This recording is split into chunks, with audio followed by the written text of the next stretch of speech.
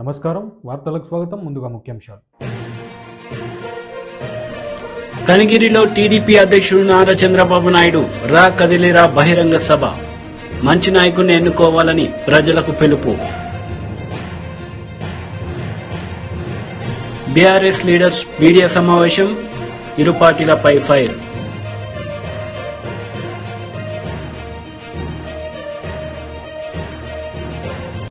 మిగిలిపోయిన అర్హులైన లబ్ధిదారులకు ఆర్థిక సాయం ఏపీ సీఎం వైఎస్ జగన్ పంపిణీ చేశారు. ఈ సందర్భంగా ఆయన మాట్లాడారు. కలెక్టర్ల స్థాయి నుంచి ఆ తర్వాత కిందికి వెళ్తే సచివాలయం స్థాయి దాకా కూడా ప్రతి ఒక్కరికి కూడా ఇది ఒక పెద్ద సాటిస్ఫాక్షన్ ఇచ్చే కార్యక్రమం. ఎందుకనంటే ఎవరికైనా కూడా ఎప్పుడైనా కూడా ఏ సమస్య వచ్చినా కూడా ప్రభుత్వం దాన్ని సాల్వ్ చేయడానికి కోసమే వారి తరపున ప్రజల తరపున ఒక మంచి సేవకుడిగా ప్రభుత్వం ఉంది వాళ్ళ తరపున అని చెప్పి భరోసా కల్పించే ఒక మంచి కార్యక్రమం. ఎవరైనా కూడా ఏ కారణం చేతైనా కూడా పొరపాటున ఒక పథకానికి ఏదైనా వాళ్ళకు అందకపోతే ఆ పథకంలో వాళ్ళకు అర్హత ఉండి కూడా మరి అందకపోయిన పరిస్థితులు ఎప్పుడైనా కూడా పరిస్థితులు వచ్చినప్పుడు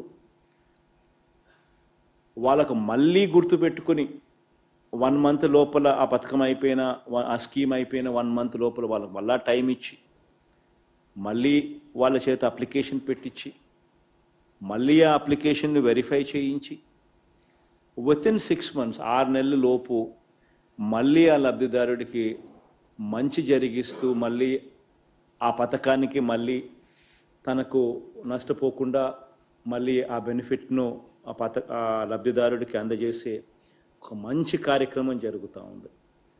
ఇది మనందరికీ కూడా ఎంతో సాటిస్ఫాక్షన్ని ఒకవైపున ఇస్తూ మనందరికీ కూడా ప్రజలకు ఈ ప్రభుత్వం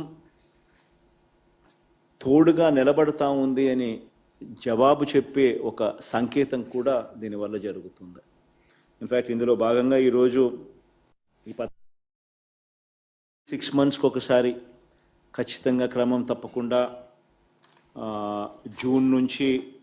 జూన్ జూలైలో ఒకసారి మళ్ళీ డిసెంబర్ జనవరి మాసాల్లో మరొకసారి ఇలా 6 నెలలకు సంబంధించిన ఏమేమైతే స్కీమ్స్ ఏమేమైతే పథకాలు జరిగాయో ఆ పథకాల్లో ఎవరికైనా అర్హత ఉండి కూడా పొరపాటున ఏ కారణం చేతైనా కూడా ఒకవేళ తెలియక దరఖాస్తు ఒకవేళ చేసుకోకపోయి ఉండడం వల్ల కానీ లేదా దరఖాస్తు చేసుకోవడంలో ఏదైనా పొరపాట్లు దొరలడం వల్ల కానీ లేదా కావాల్సిన పత్రాలు ఒకవేళ ఇవ్వని పరిస్థితుల వల్ల కానివ్వండి, లేకపోతే ఆధార్తో మిస్ మ్యాచ్ అయిపోయి bank account and Aadhaar miss match అయిపోయి ఉన్న పరిస్థితుల వల్ల కానివ్వండి, ఇతర ఏ కారణాల వల్లైనా కూడా ఎవరికైనా కూడా ఆ బెనిఫిట్ గన ఆ పథకం వల్ల ఆ బెనిఫిట్ గన ఆ 6 నెలల పీరియడ్లో రాని పరిస్థితి ఏదైనా ఉంటే వాళ్ళందరికీ కూడా ప్రతి 6 నెలలు జూన్ జూలైలో ఒకసారి మళ్ళీ జూన్ జూలై నుంచి తర్వాత ఆగస్ట్ నుంచి డిసెంబర్ దాకా జరిగిన పథకాలకు సంబంధించి మళ్ళీ డిసెంబర్ జనవరిలో మరొకసారి ఆ నెలకు సంబంధించిన పథకాలకు సంబంధించి ఏ ఒక్కరు కూడా మిస్ కాకుండా ఇస్తూ ఈ కార్యక్రమం జరిగిస్తూ ఉన్నాం. ఇంతవరకు దాదాపుగా 2021 డిసెంబర్లో ఈ కార్యక్రమం మొదలుపెట్టినప్పటి నుంచి ఇవాళ మనం చేసే ఈ కార్యక్రమం ప్రతి 6 నెలలకు ఒకసారి జరిగిస్తూ ఉన్నాం. ఈరోజు మనం చేసేది 5వ సారి ఈ కార్యక్రమం జరిగిస్తూ ఉన్నాం. ఈ 5 పర్యాయాలను కూడా ఒకసారి లెక్కలేకేసుకుంటే దాదాపుగా 1700 కోట్ల రూపాయలు అదర్వైజ్ అర్హత ఉండి పొరపాటున ఏ కారణం చేతైనా కూడా మిస్ అవుట్ అయిపోయిన బెనిఫిషరీస్కు మళ్ళీ తోడుగా ఉంటూ నిలబడుతూ వారి పక్షాన మళ్ళీ వారికి అందజేసే కార్యక్రమంలో భాగంగా జరిగింది. ఈరోజు ఇందులో భాగంగా దాదాపుగా వివిధ పథకాలకు సంబంధించి దాదాపుగా 68,990 మందికి వివిధ పథకాల ద్వారా లబ్ధిని వాళ్లకు మళ్ళీ అందజేస్తూ దాదాపుగా 98 కోట్ల రూపాయలకు సంబంధించిన మొత్తాన్ని వాళ్ళ బ్యాంక్ అకౌంట్లలో వాళ్లకు వాళ్ళ చేతికి అందేట్టుగా చేస్తా ఉన్నాం. ఈ అమ్మఒడి అనే కార్యక్రమం ద్వారా దాదాపుగా కనిగిరిలో టీడీపీ అధ్యక్షుడు నారా చంద్రబాబు నాయుడు రా కదలిరా బహిరంగ సభ నిర్వహించారు. ఈ సందర్భంగా ఒక మంచి నాయకుడు రాష్ట్రానికి లేకపోతే రాష్ట్రము పాడైపోతుందని ఆయన సూచించారు. మంచి నాయకుడి కోసం కదలి రండి అని ఆయన పిలుపునిచ్చారు. దానికంటే సమానంగా మీరందరూ ఇంత పెద్ద ఎత్తున ఈ కార్యక్రమానికి వచ్చారంటే మీ అందరికి కూడా ఇటు తెలుగుదేశం అటు జనసేన నాయకులకు కార్యకర్తలకు పేరు పేరున మనస్ఫూర్తిగా నమస్కారాలు, ధన్యవాదాలు. మొట్టమొదటిసారిగా నూతన సంవత్సరం 2024 5 సంవత్సరాలు నరకాన్ని అనుభవించాం. నరకం అంటే తెలియదుగా నరకాన్ని అనుభవించాం. నూతన సంవత్సరంలో అంతా శుభమే జరగాలని మీ అందరి కూడా నూతన సంవత్సర శుభాకాంక్షలు. మళ్ళీ సంక్రాంతి వస్తా ఉంది, తెలుగువారి పెద్ద పండుగ. అడ్వాన్స్ గా సంక్రాంతి శుభాకాంక్షలు కూడా మీ అందరికీ తెలియజేస్తున్నా. ఒక పక్క నూతన సంవత్సరం, ఇంకో పక్క సంక్రాంతి. ఈ సందర్భంగా మనం అందరం సంకల్పం చేయాలి. ఈ సైకో ప్రభుత్వాన్ని ఇంటికి పంపించి మళ్ళీ మంచి రోజులు రావాలని, అందుకే ఈ రోజు నేను పెట్టిన కార్యక్రమం చూస్తే ఆ రోజు ఎన్టీ రామారావు గారు తెలుగుదేశం పిలుస్తుంది రా కదిలి రా అని పిలిపించారు. అది ఒక ప్రభంజనం అయింది, ఒక ఉద్యమ స్ఫూర్తితో ఇచ్చారు. అప్పుడు పార్టీ లేకపోయినా ఆ పార్టీకి సారథులు ప్రజలే సాన్నిధ్యం వహించి గెలిపించే పరిస్థితికి వచ్చారు. ఈ రోజు నేను మీ అందరి సహకారం అడుగుతున్నాను. ఈ రాష్ట్రాన్ని కాపాడుకోవడానికి రా కదలి రా, ఇది మీ అందరి బాధ్యత. మేం వేదిక పైనుండే వ్యక్తులమే కాదు, నేను పవన్ కళ్యాణ్ గారే కాదు, ఇది మనందరి సమిష్టి బాధ్యత. అవునా కాదా అని మేము అడుగుతున్నా. సమిష్టి బాధ్యత అయితే రాష్ట్రాన్ని కాపాడుకుంటామని గట్టిగా చప్పట్లు కొట్టి హర్షాన్ని ఆమోదాన్ని తెలియజేయాలి. ఈ రోజు తమలో ధైర్యం ఉందా లేదా? కేసులకు భయపడతారా మీరు? సైకోకు భయపడతారా మీరు? ఇంకో పక్క ప్రకాశం జిల్లా ఒంగోలు గిత్త, ఒంగోలు బుల్ అయితే మన దేశంలో కొంతవరకు పాపులారిటీ రాలేదు. కానీ ఈరోజు మీరు చూస్తే బ్రెజిల్లో ఒంగోలు గిత్త బ్రహ్మాండంగా పరిగెత్తా ఉంది తమ్ముళ్ళు, అది వాస్తవం. నేను 2002 నాస్కాట్ మన నేషనల్ గేమ్స్ పెట్టాం. ఆ రోజు ఒంగోలు గిత్తని నాస్కెట్ కింద వీరా అని పేరు పెట్టి ప్రమోట్ చేసిన పార్టీ తెలుగుదేశం పార్టీ.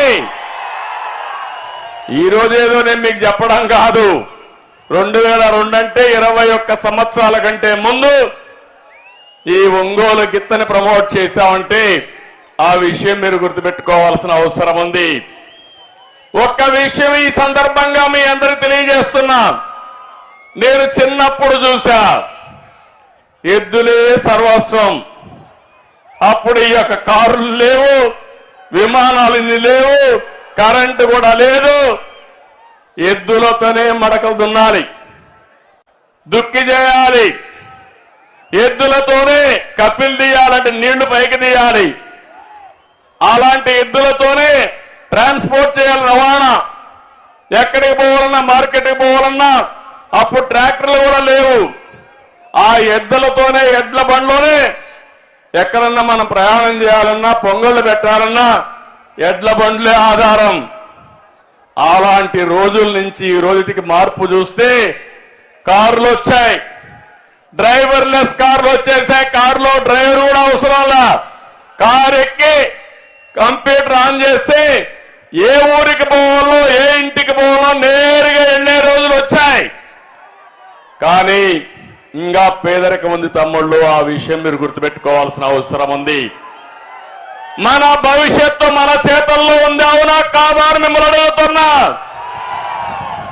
అలాంటి భవిష్యత్తుకు నాంది పలకాల్సిన అవసరం మనందరి మీద ఉంది. బీజేపీ జాతీయ మరియు BJP Madhya Pradesh state incharge Muralidhar Rao press meet నిర్వహించారు. ఈ సందర్భంగా పలు అంశాలపై ఆయన మాట్లాడారు. వెళ్ళట్లే కానీ స్పష్టంగా మీడియా ద్వారా ప్రజల మధ్యకు ఈ యొక్క అంశాలను మేము చర్చిస్తున్నాము. ఎందుకంటే ప్రభుత్వం వచ్చిన తర్వాత, ప్రభుత్వం రాకముందు వాళ్ళు ఇచ్చినటువంటి వాగ్దానాలు కానీ, వాళ్ళు తీసుకున్నటువంటి నిర్ణయాలు కానీ, వాళ్ళు చేసినటువంటి ప్రకటనలు కానీ, ప్రభుత్వం వచ్చిన తర్వాత వాళ్ళు మళ్ళీ ఇప్పుడు చేస్తున్నటువంటి ప్రకటనలకు పొంతం లేదు, సంబంధం లేదు. చాలా సార్లు వాళ్ళు ఇప్పుడు ఇస్తున్నటువంటి ప్రకటనలు పూర్వ ప్రకటనలతో వ్యతిరేకంగా ఉన్నాయి. భారతీయ జనతా పార్టీ ప్రజల మధ్య, తెలంగాణ ప్రజల మధ్య ఈ యొక్క వ్యత్యాసాన్ని, ఈ యొక్క తేడాను, ఈ యొక్క మార్పును మేము ఎత్తి చూపుతున్నాం. ఉదాహరణకు రాష్ట్ర ముఖ్యమంత్రి సీఎం గారు మొన్న మాట్లాడుతూ 3 జనవరి రోజు మాట్లాడుతూ సిబిఐ అది కాళేశ్వరం కావచ్చు, ఒక్క విషయంలో కాదు, ఇంతకుముందు విద్యుత్ శక్తి కొనుగోలు విషయంలో బీజేపీని కూడా ప్రశ్నించారు సీఎం రేవంత్ రెడ్డి గారు. సిబిఐ విచారణ వెనకంజ ఎందుకు, విద్యుత్ కొనుగోళ్లలో భారీగా అవినీతి జరిగిందని ఆరోపిస్తున్నప్పుడు ఇది సిబిఐ ఎందుకు ఎంక్వైరీ చేయట్లేదు విద్యుత్ శక్తి విషయంలో? అదేవిధంగా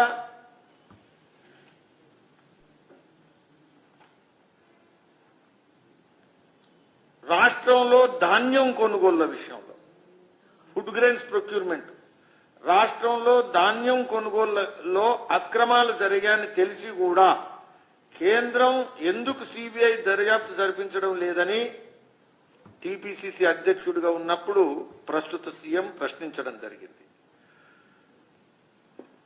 4 నవంబర్ రోజు కాళేశ్వరంలో అవినీతి జరిగింది, ఈ అవినీతి విషయంలో సిబిఐ విచారణకు ఆదేశించాలా అని రాష్ట్రపతికి మరియు గవర్నర్కు కాంగ్రెస్ ఫిర్యాదు చేయడం జరిగింది 4 నవంబర్ రోజు. ఇది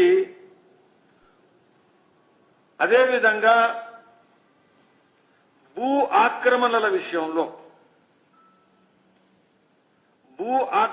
విషయంలో కూడా ల్యాండ్ ఎంక్రోచ్మెంట్స్ విషయంలో షామీర్పేట్ మండలం దేవరంజాల గ్రామంలోని సీతారామస్వామి దేవాలయానికి చెందిన భూముల ఆక్రమణలపై జనసేన అధినేత పవన్ కళ్యాణ్ న్యాయవాదులతో సమావేశమయ్యారు. ఆంధ్రప్రదేశ్ వైసీపీ ప్రభుత్వం కొత్తగా తీసుకొచ్చిన భూ హక్కుల చట్టం ప్రమాదకరమైందని న్యాయవాదులు వివరించారు. మీరు చెప్తున్నప్పుడు ఇందాక నా భూమిలో నీ హక్కు ఏంటి, 2 చిగురుపాటి గారు చెప్పింది ఇట్ ఈస్ యాంటీ కాన్స్టిట్యూషనల్. ఇది సో నేను అర్థం చేసుకుంది కూడా మీకు దగ్గర కేశవానంద భారతి గారి ఒక చిన్నపాటి ఆస్తి తగ్గ ఒక మఠం తాలూకు ఆస్తి ప్రాథమిక హక్కుల ఉల్లంఘనగా ఎలా సుప్రీంకోర్టు దాకా వెళ్ళిందో ఇది కూడా ప్రాథమిక హక్కుల ఉల్లంఘనకి వెళ్ళిపోతుంది.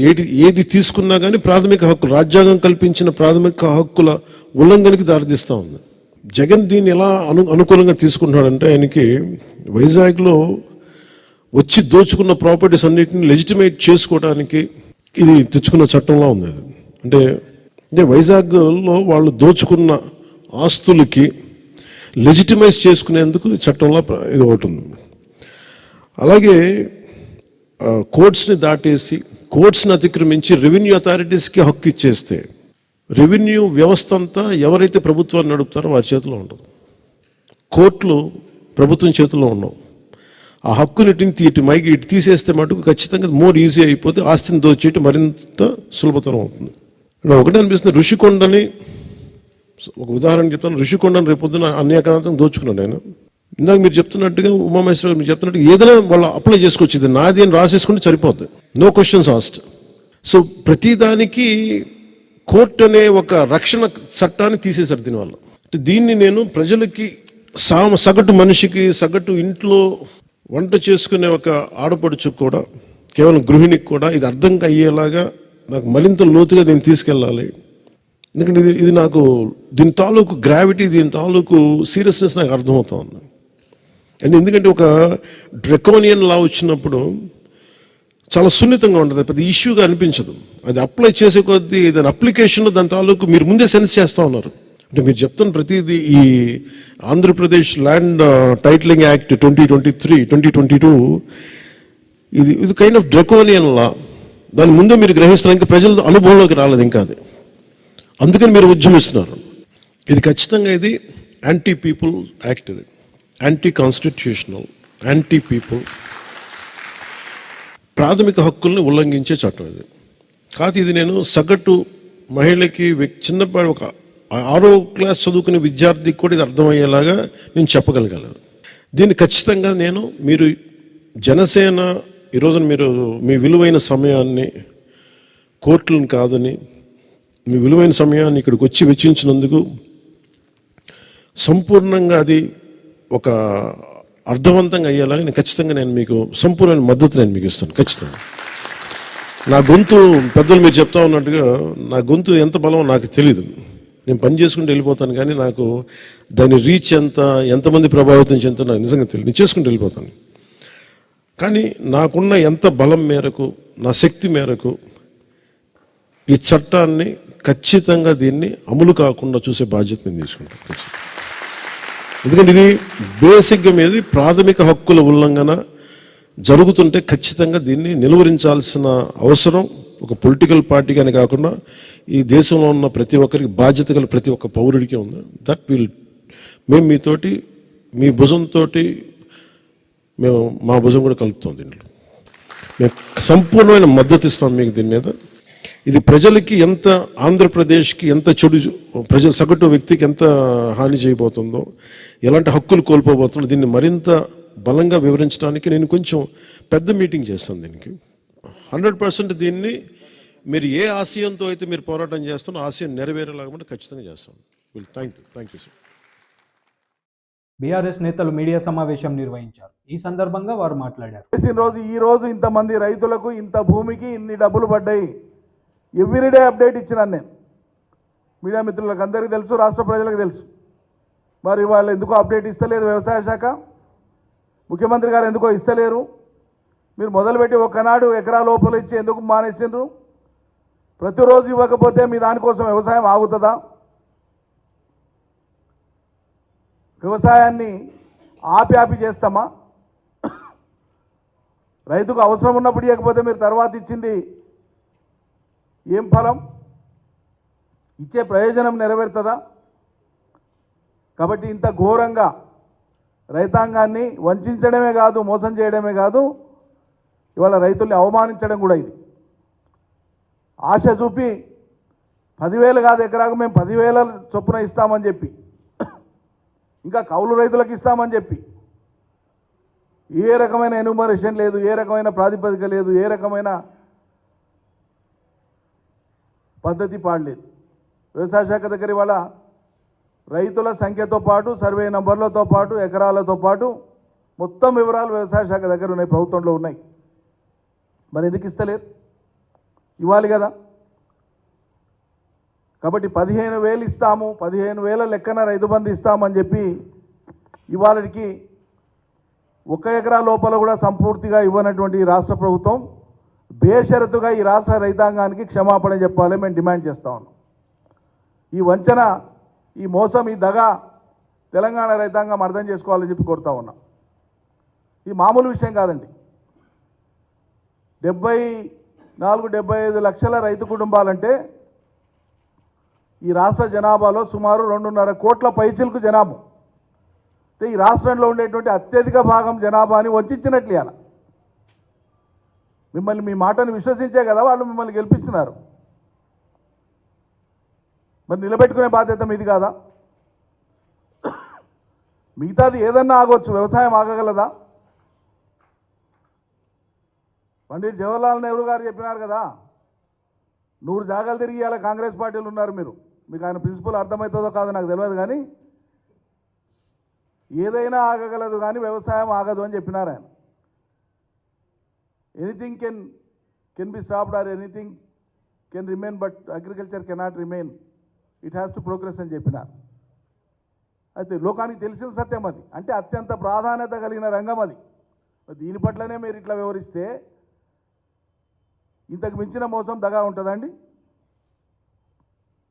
కాబట్టి ఇవ్వలేదు, వాళ్ళు విఫలమైనరు, వాళ్ళు అనొచ్చు ఇంకా సమయం ఉందని. మీరు మొదలుపెట్టింది కంటిన్యూ చేస్తే కదా, కనీసం 10 ఎకరాల వరకు మీరు ఎంతవరకు ఏదలుచుకో అంతవరకు ఇచ్చి, ఇంకా లేవు కొంతకాలానికి ఇస్తాం ఏదో ఒకటి చెప్పాలి కదా. ఎకరా ఇచ్చి ఆపేసి అంతటితోనే వచ్చిస్తారా? వ్యవసాయం ఆగుతుందా మీకోసం అని మొదటి ప్రశ్న. ఇవాళ జరగాల్సిన పని వాళ్ళు జరగకుండా ఇంకొన్ని ఎలక్ట్ చేస్తారా? వ్యవసాయంలో చేయరు కదా. ఎట్లా ఆపుతారు? మొత్తం స్టాండ్ స్టిల్ ఎట్లా చేస్తారు మీరు? అంటే రైతులు అవస్థ పడాలి మళ్ళా. ఓ గీసి పాయితనానికి మీరు వడ్లమ్మకండి, కల్లాలనే పెట్టుకోండి. సర్కారు రాగానే మీ వడ్లను 500 బోనస్ ఇచ్చి కొంటాం క్వింటాల్కి అని చెప్పారు. ఈ రాష్ట్రంలో ఒక్క రైతుకు ఒక 500 రూపాయల బోనస్ విధిల్చిండ్రా? ఒక్క రైతుకు ఒక 500 రూపాయల బోనస్ ఇచ్చిండ్రా? కొన్నారా బోనస్ ఇచ్చి? ఎంపీ కేశినేని నాని మీడియా సమావేశం నిర్వహించారు. ఈ సందర్భంగా ఆయన మాట్లాడుతూ మళ్ళీ 3వ విజయవాడ ఎంపీ నేనే అని కేశినేని నాని ధీమా వ్యక్తం చేశారు. ఇప్పుడు మొన్న రేవంత్ రెడ్డి గారు తెలంగాణ ముఖ్యమంత్రి అయ్యారు కదా, ప్రధానమంత్రి గారికి కలవలేదా? కలిసాడా కలవలేదా? ఆయన బీజేపీ, ఈయన కాంగ్రెస్. మొన్న అమిత్ షా గారిని కలిసారా లేదా? కలిశారు కదా. అది తప్ప? అది తప్ప? ఇప్పుడు నాకు కృష్ణప్రసాద్ గారు, వసంత కృష్ణప్రసాద్ గారు, నేను చాలా ఫ్యామిలీ ఫ్రెండ్స్. ఇప్పుడు కాదు, మా తాతగారు వాళ్ళ నాన్నగారు టైం నుంచి. కొండపల్లి ఎలక్షన్ వచ్చింది, అధినేత ఆదేశించాడు 3 రోజులు కూర్చున్నాడు వెళ్ళి. నా మీద కుర్చీలు, నా మీద కాదు జనరల్గా కుర్చీలు ఇస్తున్నారు, అవి ఇస్తున్నారు, ఇవి ఇస్తున్నారు. ఆయన పార్టీకి ఆయన కష్టపడ్డాడు, నా పార్టీకి నేను కష్టపడ్డాను. అంతేగాని అక్కడ ఏం పాలసీ డిబేట్ అవ్వలేదుగా. సో ఇప్పుడు మీకు అదే చెప్పేది. రేవంత్ రెడ్డి గారిది ఎగ్జాంపుల్. ఆయన ముఖ్యమంత్రి అయ్యాడు, వెళ్ళి ప్రధానమంత్రి గారిని కలిసాడా లేదా? వెళ్ళి హోంమంత్రి గారిని కలిసాడు లేదా? రాష్ట్రపతి గారిని కలిసాడు లేదా? వస్తే అది తప్పెట్లా అవుతుంది? అది నా ప్రజాప్రతినిధిగా నా యొక్క డ్యూటీస్లో భాగం. అది అర్థమైందా? దట్ ఈజ్ మంచి సాంప్రదాయం కూడా. నీ పార్టీ కోసం నువ్వు కష్టపడు, అట్లాగే ప్రజల కోసం అందరూ కలిసి పనిచేయాలి అనేది నా లక్ష్యం, నా భావన. అదే ఇప్పుడు మీకు అనేక ఎగ్జాంపుల్స్ ఉంటాయి. మీకు కాంగ్రెస్లో గెలిచిన ముఖ్యమంత్రులు ప్రధానమంత్రిని కలుస్తారు, అట్లాగే ఇప్పుడు కేంద్ర మంత్రులు వస్తే ముఖ్యమంత్రులు కలుస్తారు, వాళ్ళు బీజేపీలో ఉంటారు, వీళ్ళు వేరే పార్టీలో ఉంటారు. ఇవన్నీ మామూలే. అవన్నీ మీరు ముందు మీడియా మీరు ఇట్లాంటి పిచ్చి క్వశ్చన్లు అడగకూడదు. అర్థమైందా? అవి మీడియాకి చాలా బాధ్యత ఉంది. అది ఎట్లా క్వశ్చన్ చేస్తారు? అట్లా క్వశ్చన్ మీరు తప్పు కదా. చలో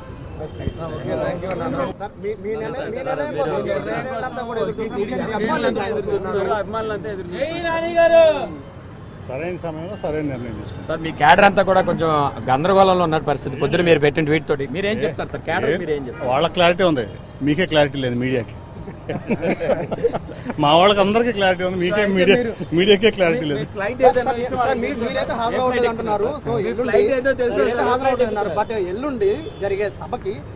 మంత్రి పేర్ని నాని మీడియా సమావేశం నిర్వహించారు. ఈ సందర్భంగా చంద్రబాబు, పవన్ కళ్యాణ్లపై మండిపడ్డారు.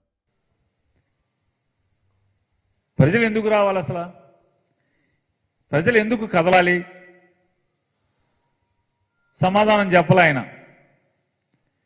ఒక మంచి మాట చెప్పలేదు. రా కదిలిరా అంటే ఎవరు రావాలి, ఎందుకు రావాలి, కారణాలేంటి?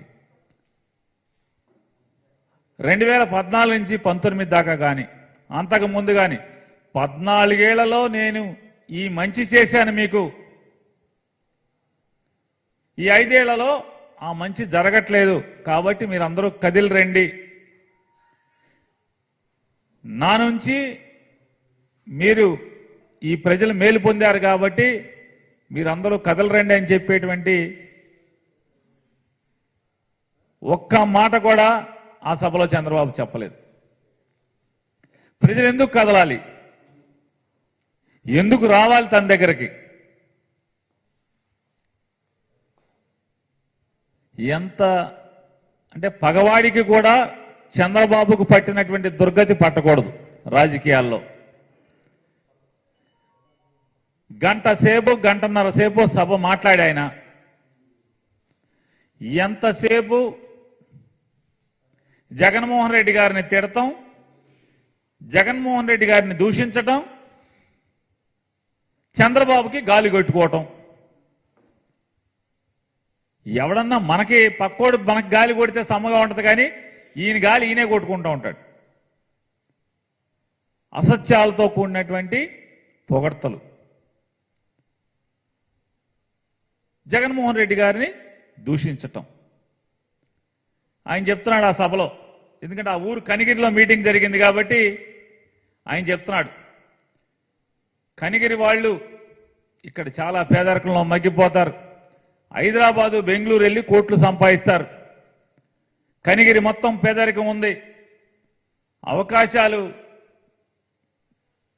లేక కనిగిరి వాళ్ళు బయటికి వెళ్తున్నారు, నన్ను తీసుకురండి, నేను వచ్చి కనిగిరిలో బెంగళూరు హైదరాబాద్ లాంటి అవకాశాలు కల్పిస్తాను, కనిగిరి వాళ్ళకి బెంగళూరులో హైదరాబాద్లో దొరికేటటువంటి అవకాశాలను నేను కల్పిస్తాను కనిగిరిలో అని చెప్తున్నాడు. ఇది పాపం మాటలు కదా, ఎంత పాపం. 2019 దాకా ఎవడున్నాడు? చంద్రబాబే కదా ఉన్నది, నువ్వే కదా ఉన్నది. మరి కనిగిరి గుర్తు రాలేదా అప్పుడు? కనిగిరి వాళ్ళకి మరి ఎందుకు అవకాశం కల్పించలా? 2014 ముందు కూడా ఉన్నాం కదా మనం, ఒక 9 ఏళ్ళు. అప్పుడేం చేశాం? కనిగిరి కనపడలా, కనిగిరిలో పేదరికం కనపడలా, కనిగిరి వాళ్ళకి అవకాశాలు కల్పించడానికి మనసు రాలేదు. రేపు అధికారాన్ని ఇస్తే కనిగిరి వచ్చి కనిగిరి వాళ్ళకి అవకాశాలు కనిపిస్తాడంట. ఇంతకన్నా అరిచేతిలో వైకుంఠం చూపించడం ఇంకేముంది చెప్పండి? నేను హామీ ఇస్తున్నా కనిగిరి వాళ్ళకి ఇటువంటి అవకాశాలు కల్పిస్తా అంట. ఎక్కడ మీటింగ్ జరిగితే అక్కడ పవన్ కళ్యాణ్ ఏమో నేను ఈ ఊళ్ళో పుట్టానంటాడు, ఈ ఊళ్ళో ఆడుకున్నానంటాడు, ఇతనేమో ఈ ఊరికి నేను ఇది చేస్తాను హామీ ఇస్తానని మాట్లాడతాడు. వీళ్ళిద్దరికి ఈ పిచ్చి మాటలు చెప్పేటువంటి అవలక్షణం ఉంది రాజకీయ నాయకులు ఇద్దరికి. ఈ రాష్ట్రంలో అభివృద్ధి లేదని చెప్పి మాట్లాడతాడు ఆయన. ఇవాళ జరిగేటువంటి ఈ రాష్ట్రంలో అభివృద్ధి నీ 14 ఏళ్ల పాలనలో అసలు పంచాయతీలకు. వార్తలు ముగించే ముందు ముఖ్యాంశాలు మరోసారి. కనిగిరిలో టీడీపీ అధ్యక్షుడు నారా చంద్రబాబు నాయుడు రా కదిలిరా బహిరంగ సభ. మంచి నాయకుడిని ఎన్నుకోవాలని ప్రజలకు పిలుపు. బీఆర్ఎస్ లీడర్స్ మీడియా సమావేశం, ఇరు పార్టీలపై ఫైర్.